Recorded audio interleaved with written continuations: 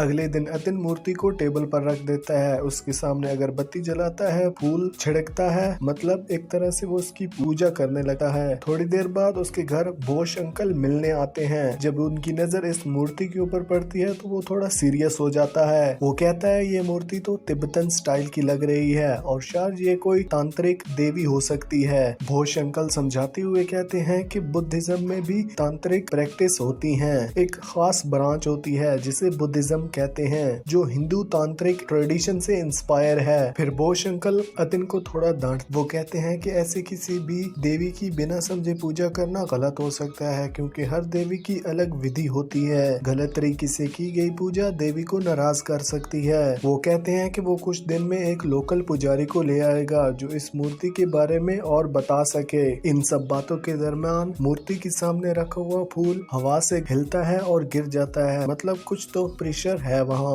उसके बाद अतिन ऑफिस चला जाता है। वहाँ वॉशरूम में उसे खून से भरे पैरों के निशान दिखते हैं और बार बार एक ही आवाज सुनाई देती है, मैं भूखी हूँ, मुझे कुछ खिला दो। अतिन अब इस चीज से परेशान हो जाता है। घर आने के बाद भी वो टेंशन में ही होता है। फिर एकदम से वो फलों को काट के मूर्ति के सामने चढ़ा देता है। उसी रात अतिन की नींद खुलती है तो उसके सामने वही देवी का रूप खड़ा होता है। अतिन उसे माँ कहकर बुलाता है। देवी फिर से उसे खाना मांगती है। ऐसा लग रहा था कि जैसे अतिन उस देवी के वश में हो गया हो, जैसे उस पर किसी ने कोई जादू कर दिया हो। अगले दिन से अतिन का बिहेवियर भी बदलने लग जाता है। वो ज्यादा सीरियस हो जाता है, लोगों से कटा कटा रहता है। रोज मूर्ति के सामने फूल के हार फ्रूट्स चढ़ाता, लेकिन मूर्ति कुछ एक्सेप्ट नहीं कर रही थी। अब अतिन का बिहेवियर पूरी तरह से बदल चुका था। वो एक अलग ही इंसान बन गया था। पुष्पा जी जो उसकी माँ की तरह थी, उसका ख्याल रख रही थी, वो भी ये सब नोटिस कर रही थी। एक आधी रात को पुष्पा जी को घंटी सुनाई देती है। जब वो चेक करने जाती है तो वो देखती है कि अतिन के एक कमरे में मूर्ति के सामने पूजा कर रहा है। इससे ये क्लियर होता है कि अब अतिन का मेंटल बैलेंस अब ठीक नहीं है, उस पर जैसे कोई कंट्रोल कर रहा हो। और इसी वक्त पुष्पा के पीछे एक लड़की की भूत दिखाई देती है, एक क्रीपी शैडो जैसा।